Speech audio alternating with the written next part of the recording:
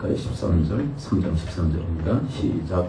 악한 사람들과 속이는 자들은 더욱 악하여져서 속이기도 하고 속기도 하나니. 악한 사람들, 그들은 더욱더 악해진다라고 이야기를 하고 있죠. 더욱 악해지는 것, 그것은 악화죠.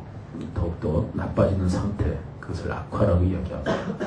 근데 믿는 이들이 그런 세상을 닮아가는 것을 세속화라고 이야기합니다. 세상은 더욱더 악해지는 악화 일로에 있다면 믿는 사람들도 그런 세상을 닮아가는 것을 세속화라고 이야기를 합니다.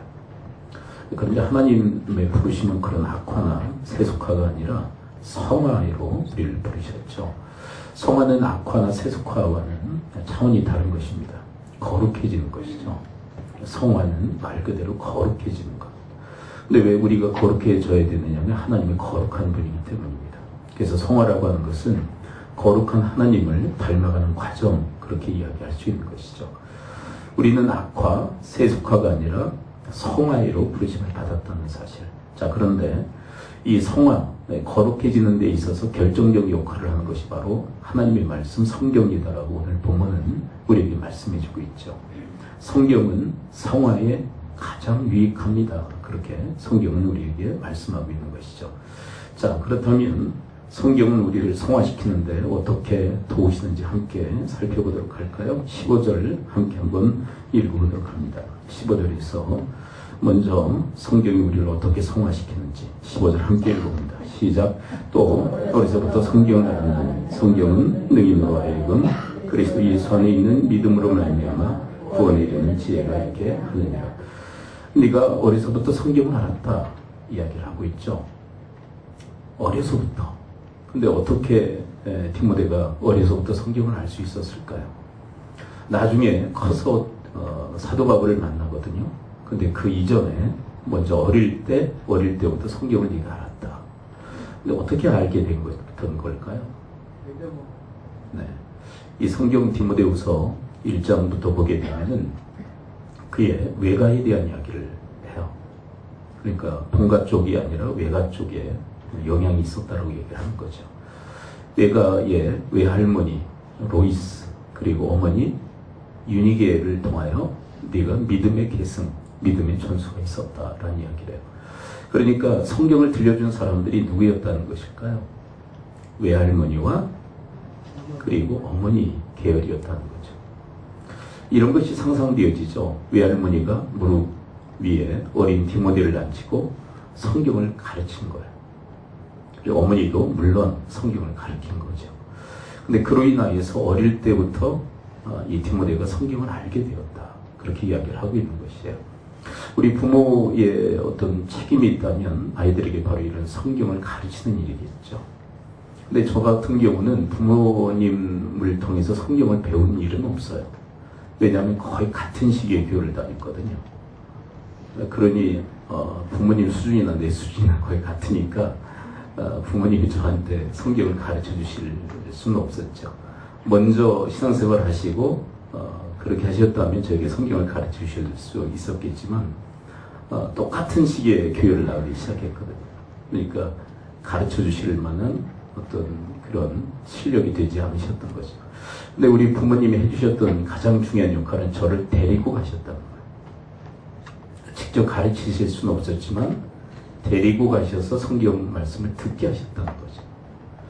여러분, 여러분들에게 우리 자녀들 그리고 손자들에 이르기까지 말씀을 가르칠 수 있는 그런 신앙의 계승자들이 되시기를 축원을 드립니다. 그게 어렵다면 성경을 들을 수 있도록 데리고 올 수 있게 되기를 축복합니다. 직접 가르치는 것도 안 하지, 데리고 오지도 않지. 그러면 애들 어떻게 하자는 거죠? 악화나 세속화의 대열에 설 수밖에 없어요. 왜냐하면 성경을 접하지 않은 사람은 반드시 악화나 세속화 쪽으로 가게 돼 있어요.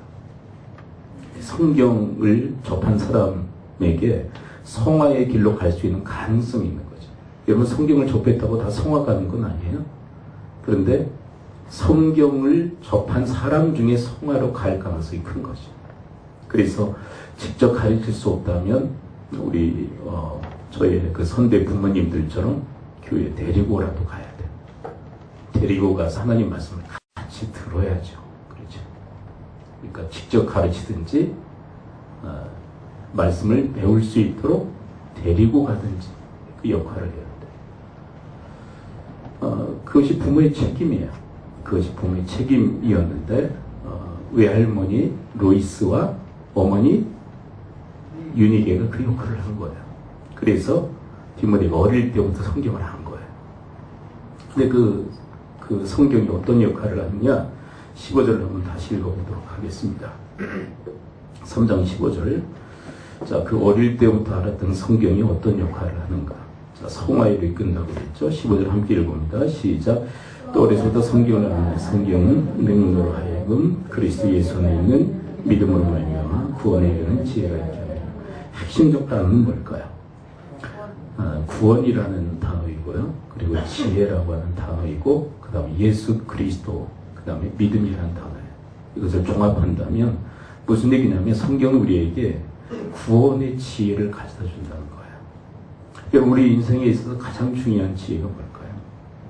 자, 따라서 한번 고백해 봅니다. 가장 중요한 지혜는 구원의 지혜이다. 구원을 어떻게 얻느냐를 알게 하는 지혜가 가장 중요한 지혜예요.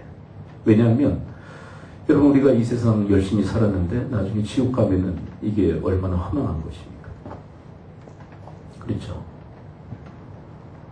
이 세상에서의 삶이 길어요? 저 세상의 삶이 길어요? 이 세상의 삶은 아주 짧아요. 길어야 100년이에요. 근데 저 세상의 삶은 영원해요.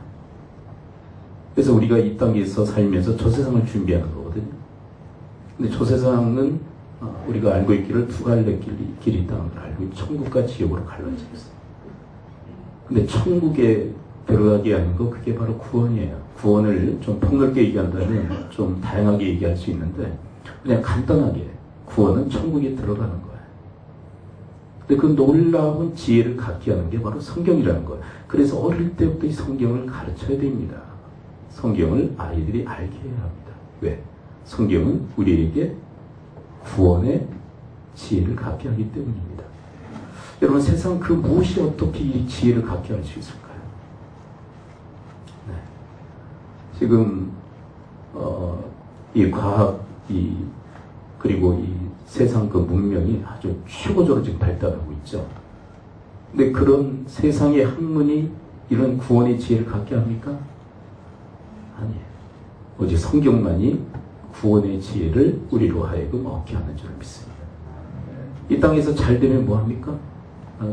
필요 없다는 얘기가 아니에요. 잘 돼야죠. 근데 나중에 죽어서 지옥 가면 이게 얼마나 허망해요. 그렇죠. 구원의 지혜를 얻게 하는 성경 말씀은 너무도 귀한 거예요. 근데 성경이 우리에게 가져다 주는 구원의 지혜는 뭐죠? 자, 다시 한번 읽어봐요. 15절. 성경이 우리에게 가져다 주는 구원의 지혜는 무엇입니까? 자, 15절 함께 다시 한번 읽으면서 찾아보세요. 15절 시작. 또 어디서부터 성경을 하나니 성경은 구원이 이루는 지혜가 있게 하느니라. 자, 구원의 지혜를 주세요. 근데 구원의 지혜는 뭐예요? 누구를 믿는 거예요? 그냥 아무나 무작위로 믿으면 안 되는 거예요. 부처 믿으면 구원 받습니까? 아니면 마음에들 믿으면 구원 받습니까? 아니에요. 믿음의 대상이 중요한 거예요. 누구예요? 네. 신천지에는 이만이라는 교주를 믿고 이 이단 세력들은 거기에 교주를 믿어요. 여러분 교주를 믿는다고 구원을 얻는 게 아니에요. 우리의 구원자 대신 우리의 주가 되신 예수 그리스도를 믿어야만 구원을 얻는 줄을 믿습니다. 네, 여러분 그런데 세상은 이에 대해서 반발을 해요. 아니 교회 다니는 사람들 중에서도 반발하는 사람이 있어요. 그리고 이것에 대해서 비난하는 분들이 적지 않아요. 왜 예수만 믿어야 구원받느냐? 다른 종교에도 구원이 있다고 이야기해라. 그렇게 얘기를 해요. 그래서 지금 세상에 급속도로 퍼지고 있는 게 종교다원주의예요. 모든 종교에 구원이 있다. 이것이 얼마나 허무맹랑하고 사람을 죽이는 일인지 몰라요. 여러분 이번에 낚싯배가 전복이 됐죠. 전복이 되면서 세 사람이 살아남았어요. 그 배 안에서. 그렇죠. 공기층이 있어서 거기에서 이제 생명을 유지하고 있었는데 요즘은 방수폰이 있잖아요. 방수폰으로 신고를 했어요. 신고를 했는데 신고를 받은 사람이 이렇게 얘기했다고 가정해보세요. 당신들은 당신 스스로를 구조할 수 있습니다. 이 이야기는 죽으란 얘기예요. 살리겠다는 얘기예요. 죽으란 얘기예요. 자, 천천히 잘 들으십시오. 일단 배에서 빠져나오십시오. 자, 그리고 육지와 가깝습니다. 헤엄을 열심히 치시면 스스로를 구조할 수 있습니다. 이건 죽으라는 얘기예요. 여러분, 세상 종교는 대부분 무슨 구원관을 가지고 있느냐면 자력구원관이에요. 스스로가 스스로를 구원할 수 있다는 거예요. 근데 여러분, 낚싯대가 전복돼서 거기에 갇히는 것과 비교할 수도 없는 재앙과 저주에 갇힌 것이 우리 인간의 현실이에요. 여러분, 아담과 하와가 죄를 범함으로 하나님이 경고하신 죽음의 재앙을 받게 되죠. 근데 그 죽음의 재앙을 여러 가지로 논할 수 있지만 세 가지를 요약한다면 영적 죽음, 육신적 죽음, 세 번째는 영원한 죽음이에요. 영적 죽음은 뭐죠? 누구와의 관계가 단절되는 거예요? 하나님과의 관계가 완전히 끝난 거예요. 그 육신적 죽음은 말 그대로 육신이 죽어요. 세 번째는 영원한 죽음은 지옥 형벌이에요. 근데 이런 죽음의 재앙에서 스스로 벗어날 자가 있을까요? 이것은 낚싯배에 갇히는 것과는 비교할 수도 없는 재앙과 저주에 갇힌 인간의 실존을 얘기하는 거예요. 그런 인간을 향해서 스스로를 구원할 수 있다고 얘기하는 것은 죽어란 얘기예요. 제가 저주 가운데서 영원히 지옥 형벌을 면치 말아라. 그 얘기예요. 근데 여러분, 이런 재앙 가운데서 우리를 구원하시기 위해서 예수님이 이 땅에 오셔서 십자가에서 우리 대신 죽음의 재앙을 짊어지신 줄을 믿습니다. 그것을 믿을 때 이런 죽음의 재앙에서 우리가 벗어나는 거예요. 그것을 구원이라고 얘기합니다. 그래서 단절된 하나님과의 관계가 회복돼서 하나님을 향해서 우리가 뭐라고 얘기해요? 자연스럽게 하나님, 아버지, 관계가 회복된 거예요. 우리의 육신은 주님의 재림의 때에 다시 부활하게 되어질 줄 믿습니다. 땅이 흩어진다 할지라도, 땅끝에 흩어진다 할지라도 하나님이 순식간에 모이셔서 부활의 모습으로 다시금 살리시겠다고 약속하고 계세요. 우리의 몸은 부활의 몸으로 다시 살아나게 되어질 줄 믿습니다. 그리고 지옥 형벌을 받을 수밖에 없는 우리가 예수 그리스도를 통해서 천국에 들어가게 되는 줄 믿습니다. 이 일을 누가 해주신 거예요? 오직 예수 그리스도께서. 그런데 이것을 자력으로 할 수 있다라고 얘기하는 것이 대부분의 종교 구원관이에요. 있을 수가 없어요. 여러분, 오직 예수 그리스도를 통해서 구원받게 하신 줄을 믿습니다. 그리고 이 법을 정하신 분은, 이 구원의 시스템을 만드신 분은 하나님 나라의 주인이신 하나님이 만드신 거예요. 여러분, 하나님 나라는 천국이죠. 천국이 하나님의 나라예요. 그 나라에 들어오는 방법을 누구만이 결정하실 수 있어요? 하나님만이 결정하실 수 있는 거예요. 근데 인간들이 뭐라고 하냐면, 하나님, 왜 하나님만 결정하실 수 있죠? 우리도 결정할 수 있는 거 아니에요? 우리가 결정한 대로 들어가려고 할 때 인정해 주세요. 그렇게 얘기하는 거는 똑같은 거예요. 근데 하나님이 인정하시잖아요. 제가 몇 년 전에 있었던 에피소드를 말씀드렸었죠. 우리 선배 목사님 그 따님이 결혼을 했는데 결혼식을 참석하고 식당에 갔어요. 뭘 내놓았냐면 식권을 내놨어요. 근데 그 안내 하는 사람이 위아래로 훑어보는 거예요. 위아래로 훑어봐요. 그러더니 내가 내민 그 식권을 다시 내주더라고요. 딱 보는 순간 상당히 좀 민망했어요. 뭘 내밀었냐면 명함을 내밀었더라고요. 그러니까 그 어간에 명함 누군가로부터 하나 받고 호주머니에 집어넣고 그 호주머니에 식권을 같이 집어넣은 거예요. 근데 이렇게 잡히는 대로 이렇게 내줬는데, 식권인 줄 알고 내줬는데 명함을 내민 거예요. 근데 그 사람이 명함 받고 들여보냈을까요? 퇴짜시켰을까요? 퇴짜하면서 자기들이 제공했던 식권을 내놓으라는 거예요. 근데 제가 그때 이렇게 얘기했다면 한번 가정해보세요. 왜 당신들이 제공한 식권만 내야 들어갈 수 있습니까? 이 명함도 받아주시오. 말이 됩니까? 안 됩니까? 근데 말이 안 되는데 왜 타종교에도 구원이 있다라고 왜 이렇게 주장들 하는 거죠? 그것은 하나님의 주권을 부정하는 거예요. 하나님의 나라의 주인 대신 하나님의 주권을 부정하는 거예요. 왜 당신만 구원의 방편을 결정할 수 있습니까? 우리도 결정할 수 있도록 그렇게 허용하시오.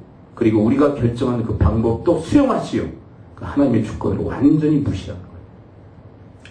그래서 구원이라고 하는 것은 예수 그리스도를 믿는 믿음과 함께 하나님의 주권을 믿는 믿음이 함께 가는 거예요. 그러니까 하나님의 주권을 부정하면서 예수 그리스도를 통해서 구원받는 것도 믿는 사람은 뭐냐면 구원 방편 중에 하나로 생각하는 거예요. 예수님도.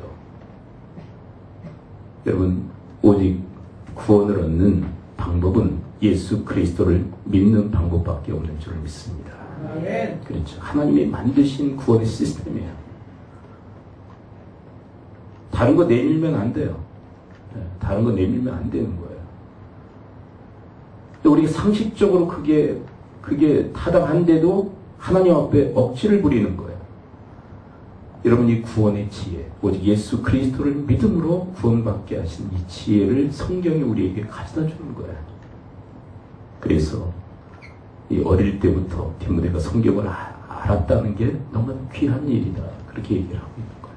그 다음에 두 번째, 성경은 우리를 어떻게 성화로 이끄실까요? 16절 함께 읽어봅니다. 16절, 3장 16절 함께 읽어봅니다. 시작. 모든 성경은 감동으로 낸 것으로 교훈과 책망과 바르게 함과 위로 교육하기에 유익하니.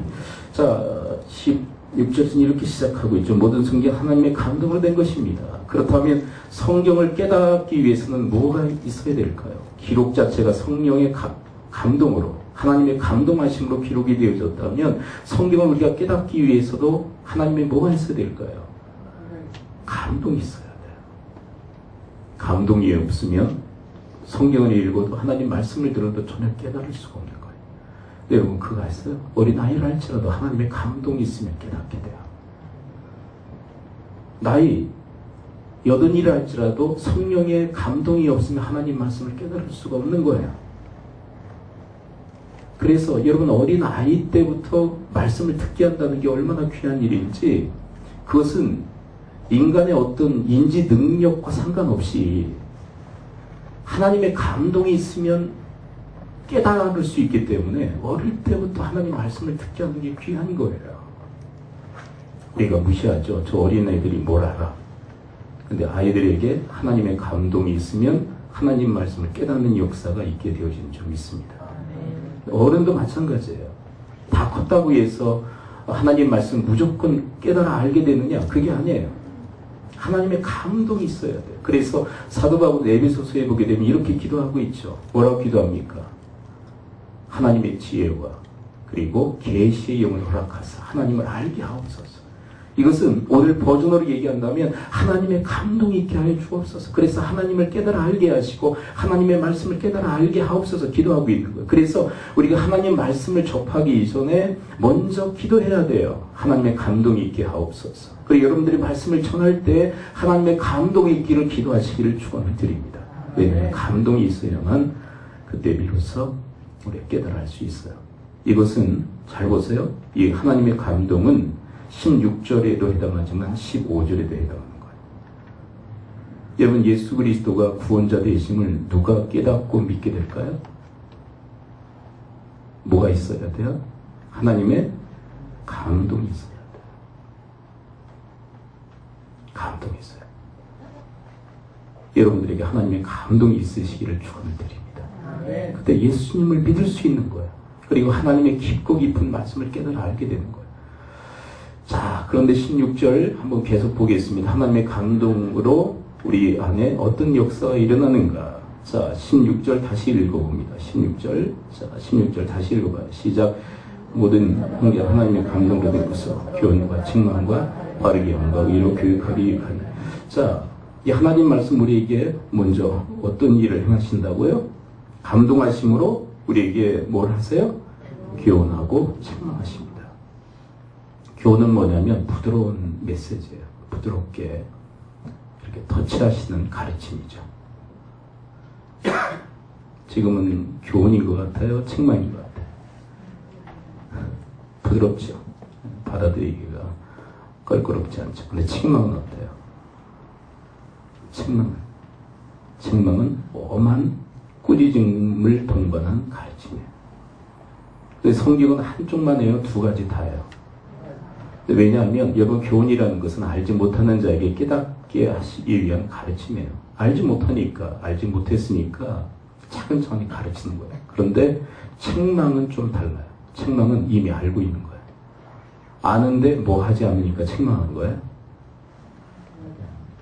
그러니까 교훈이라는 것은 알지 못하니까 가르치는 거예요. 차근차근히.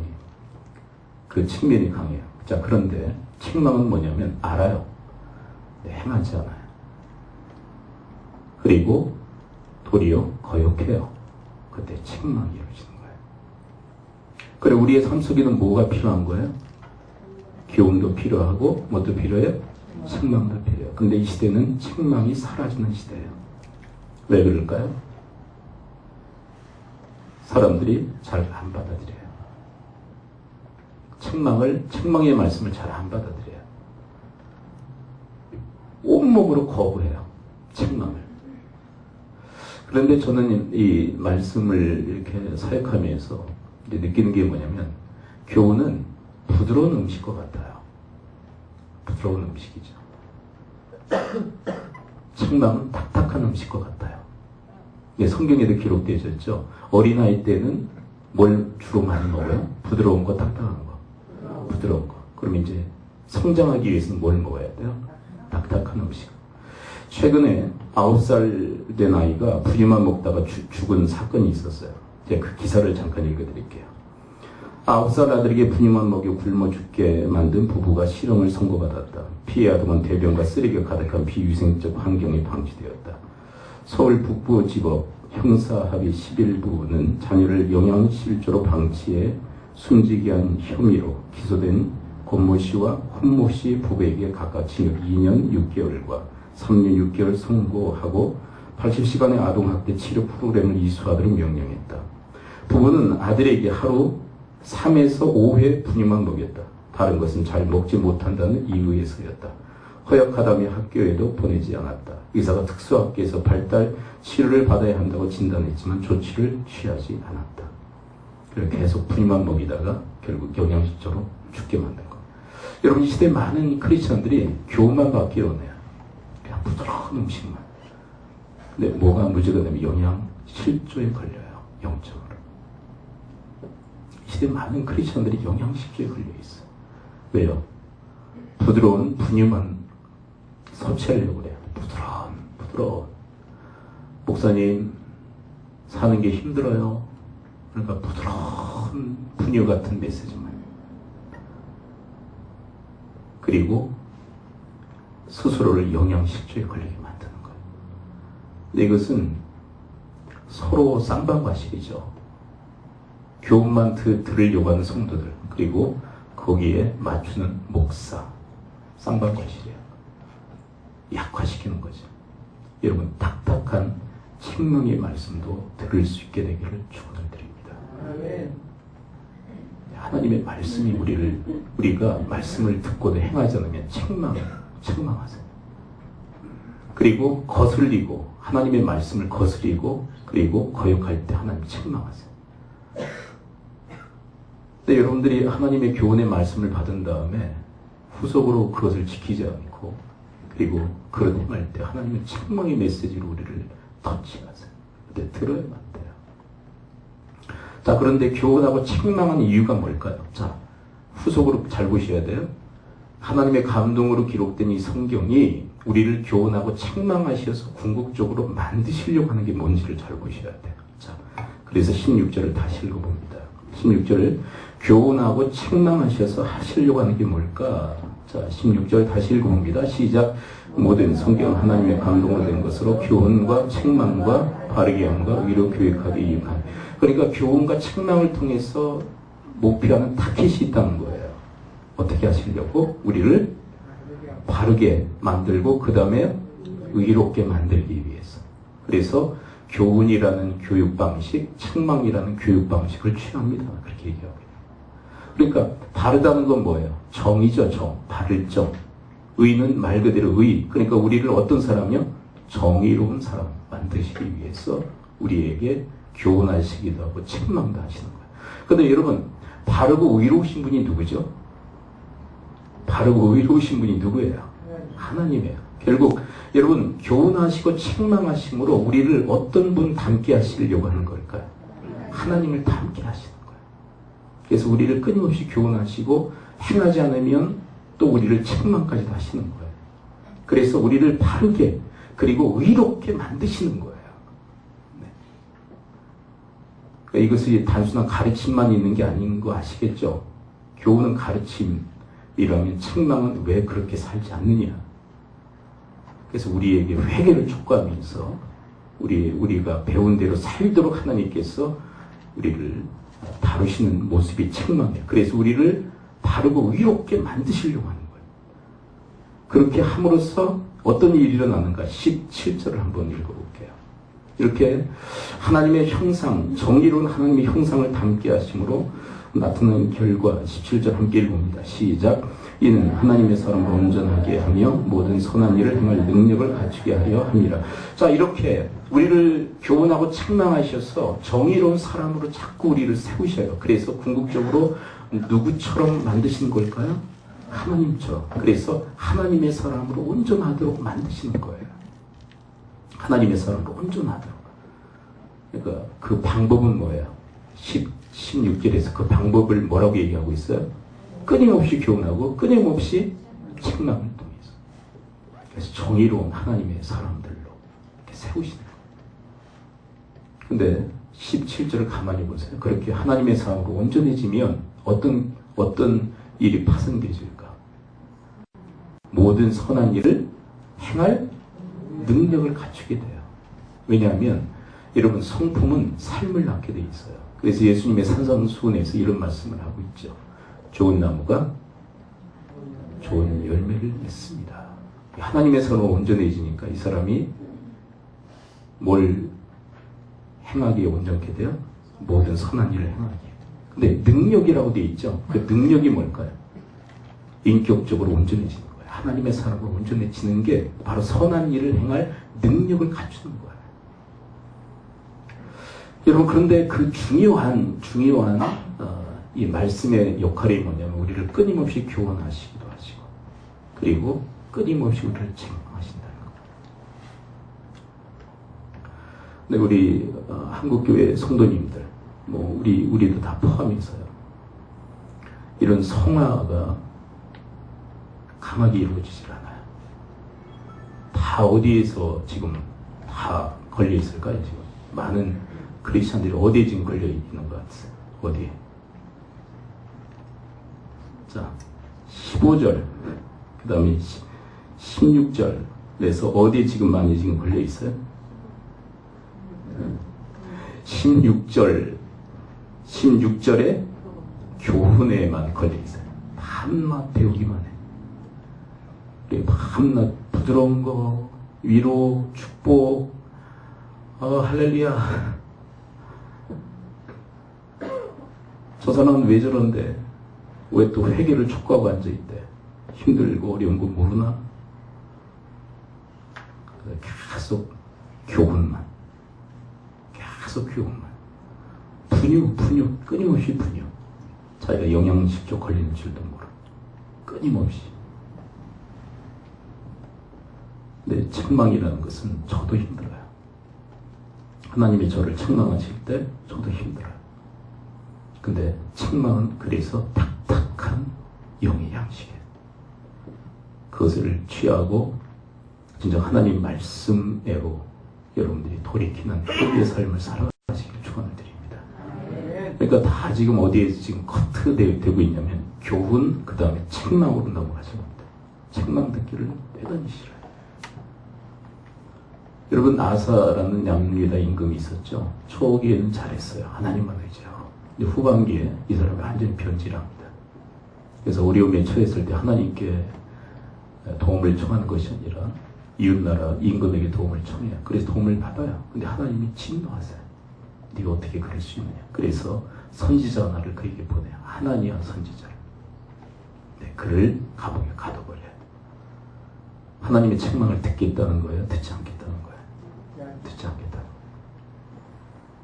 거기에서 그의 인생은 끝나요.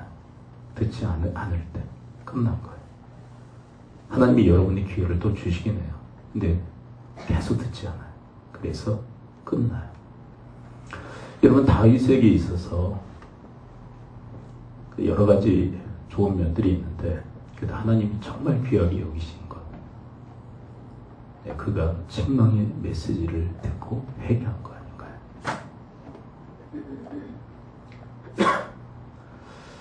여러분, 우리가 주님 앞에 좀 솔직해졌으면 좋겠어요.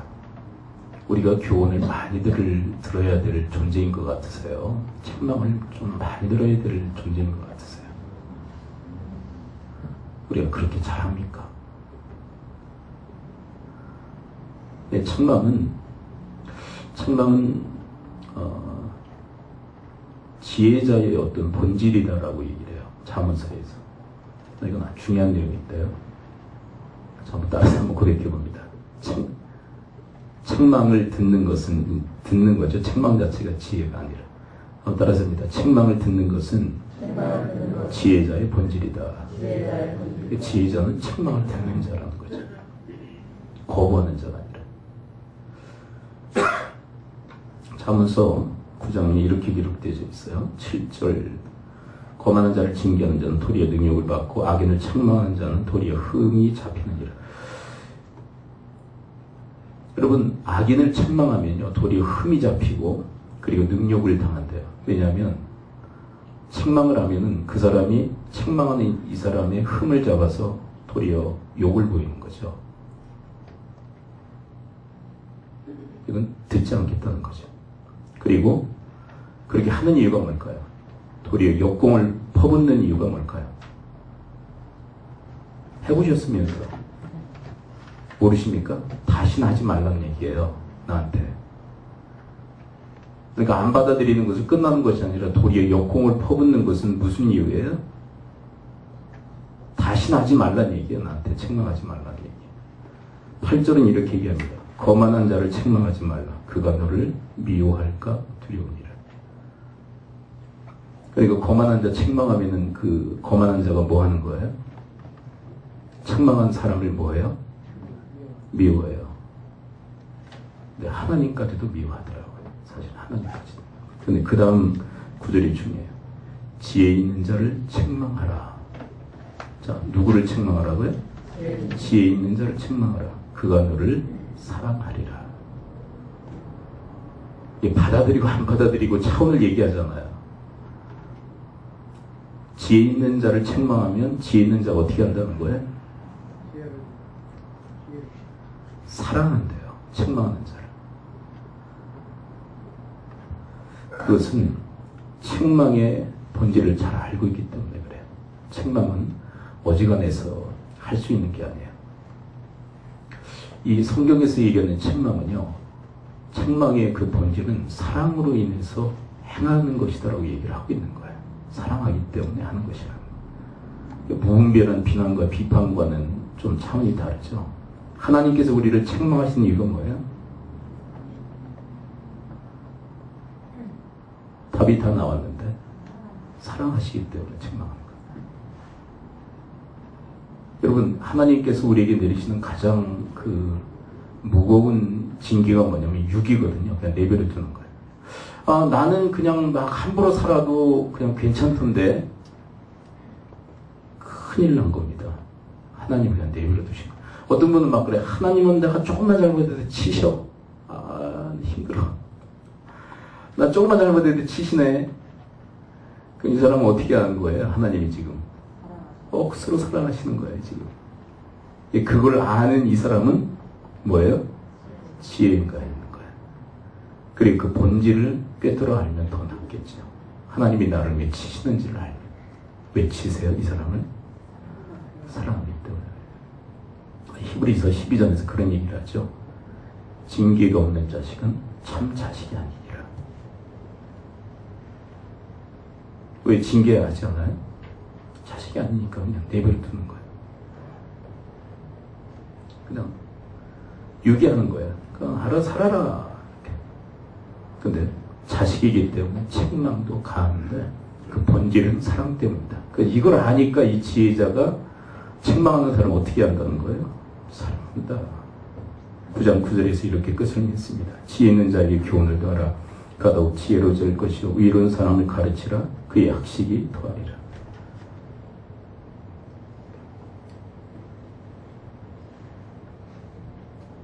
여러분, 우리는 너무 부드러운 양식에, 영의 양식에 길들여져 있어요. 그리고 현 시대의 기독인들은 너무 고객 사상이 너무 강해요.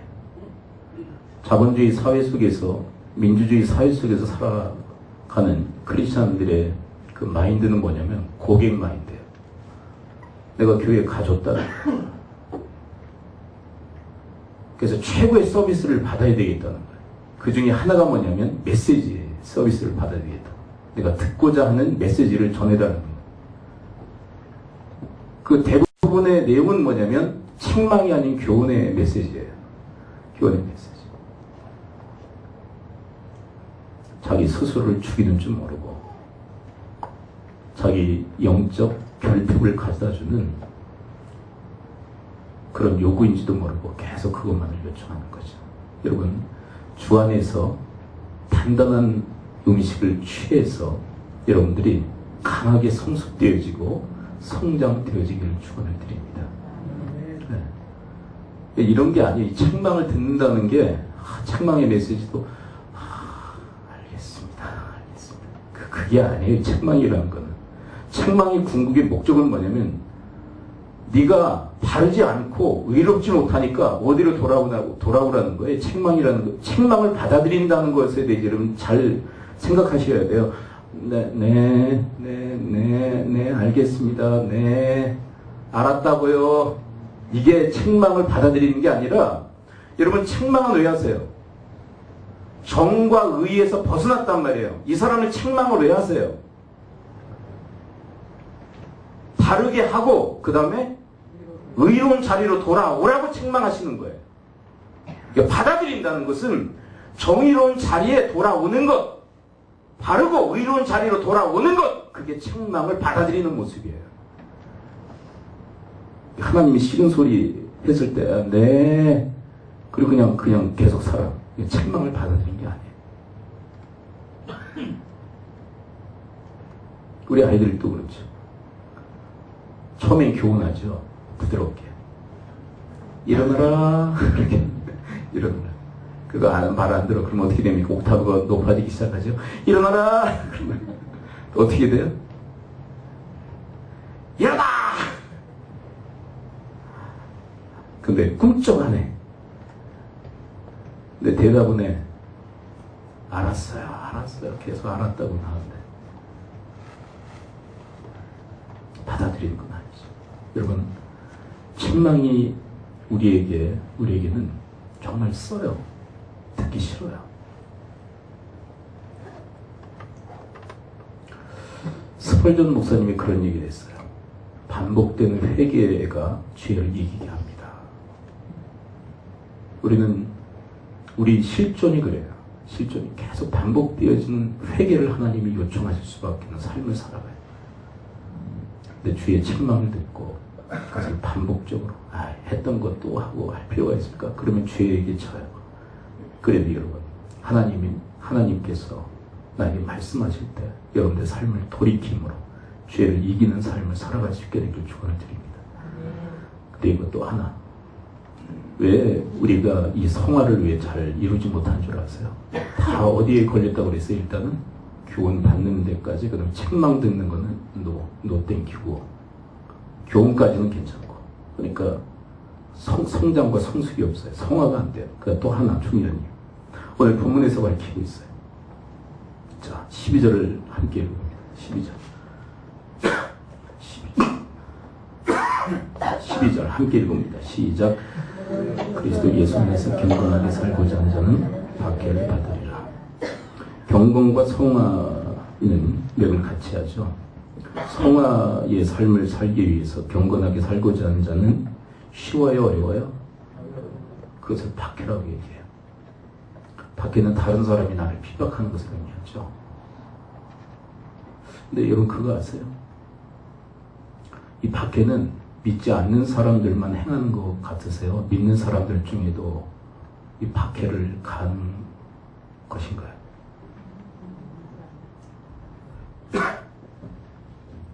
여러분 이 3장을 이 전체를 이렇게 대상으로 말씀을 전개하려다가 못한 이유가 3장 이 전반부가 너무 이게 사실은 시대 상황에 대한 이야기인데 너무 내용이 많아요. 사실 못했어요. 근데 여기에 그 3장 1절부터 나오는 무려 9절까지 이야기하는 이 사람들은 도대체 누구냐면 믿지 않는 사람들을 얘기하는 게 아니에요. 가만히 읽어보시면. 어디 안에 있는 사람들을 얘기하는 걸까요? 말살에 고통하는 때가 이르면 이런 사람들이 등장하는데 이 사람들의 정체가 도대체 누군 줄 아십니까? 가만히 읽어보면 이 사람들은 교회 밖의 사람인 것 같으세요? 교회 안의 사람인 것 같으세요? 나중에 읽어보세요. 무서운 게 뭔지 아세요? 교회 안에 이런 사람들이 등장한다는 거예요. 그러면 경건하게 살고자 하는 자를 핍박하고 박해하는 자는 누구예요? 세상이 아니라 교회 안에 있는 무리들이라는 거예요. 여러분 경건하게 살고자 하지 않는 자, 성화에 전혀 관심이 없는 자, 그냥 악화되어지고 세속화되어지는 삶에 있어서 누가 꼴보기 싫은가 하면 성화되어지는 사람들이 꼴보기 싫다는 거예요. 경건하게 살고자 하는 사람들이 꼴보기 싫다는 거예요. 그래서 어떻게 합니까? 자꾸 끌어내린다는 거예요. 언제 안 해봤건 뭐 그러면서 나도 초창기 그랬어. 아이고 꼴보기 싫어.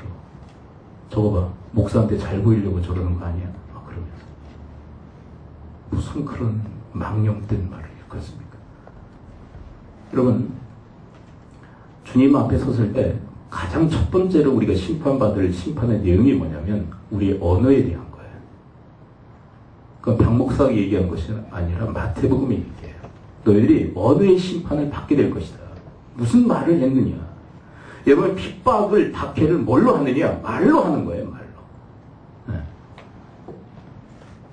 여러분 나는 좀 이렇게 침체되고 다른 이제 갓들은 신앙인이 열심을 내면 그리고 신앙생활을 하던 중에 어떤 사람이 막 성령의 그 감동으로 열심을 내면 자기는 좀 뒤쳐졌다 할지라도 좀 응원하고 격려하고 북돋아줘야 되지 않겠어요? 감사하네. 난 못하는데 예전엔 참 잘했는데 내가 왜 이렇게 이 모양일까? 참 고맙고 감사하네. 그러면서 응원해주고 격려해줘야 되는데 꼴보기 싫은 거야. 언제나 안 해봤나? 나도 초창기에 저랬지. 그러면서 뒤에서 수근수근거리기 시작하고 제발 또 잘 보이려고 저 짓거리 하고 있어요. 여러분 이 박해 이게 세상으로부터 오는 건 맞아요. 그런데 이 3장의 내용을 보게 되면 이 3장에 등장하는 이 사람들은 누구냐면 교회 안에 있는 사람들이에요. 교회 안에 있는 사람들. 그들이 경건하게 살고자 하는 자들을 핍박하고 박해한다는 거예요. 그래서 성화의 삶을 많은 사람들이 꺼려한다는 거예요. 왜? 피가 없으니까. 따돌림 당하니까. 왕따 당하니까. 우리 전에 오셨던 우리 목사님이 그런 얘기를 하셨죠. 왕따는 왕은 따로 사는 자이다. 그런 자부심과 정체성을 가지고 당당하게 살아가는 자. 여러분 이 시대에 왕따로 사시기를 축원을 드립니다. 이게 다르니까 핍박을 당하는 거예요. 박해를 당하는 거예요. 교회 안에서조차도. 근데 그런 각오가 없이는 성화의 삶은 불가능하다. 그리고 마지막 성화의 최고의 절정은 뭐냐면 네가 받은 그래서 자기를 성화시켰던 그 말씀을 전해서 다른 사람도 성화되어지도록 도우라는 거예요. 여러분, 지금 말씀의 제목이 뭐로 지금 계속 3주간 타이틀로 지금 계속 나가는지 아십니까? 영적 리더십. 여러분, 영적 리더십이 뭐예요? 이렇게 정의할 수 있어요. 말씀의 리더십인 거예요. 아니, 영적 리더십의 정체가 도대체 뭐예요? 누가 영적 리더십입니까? 여러분, 리더십은 우리 세상에 많아요. 근데 왜 영적인 리더십이라고 얘기하는 걸까요? 세상 리더십과는 차원이 다르다는 거예요. 그렇다면 이 차원이 다른 영적 리더십의 핵심은 뭐냐는 거예요. 말씀의 리더십이에요. 말씀의 리더십 없는 영적 리더십은 없는 거예요. 말씀으로 세상을, 이웃들을 섬기는 사람이 영적 리더십이에요. 근데 그 말씀으로 성화로 자기를 이끌지 못하는데 도대체 누구를 이끌 수 있단 말입니까?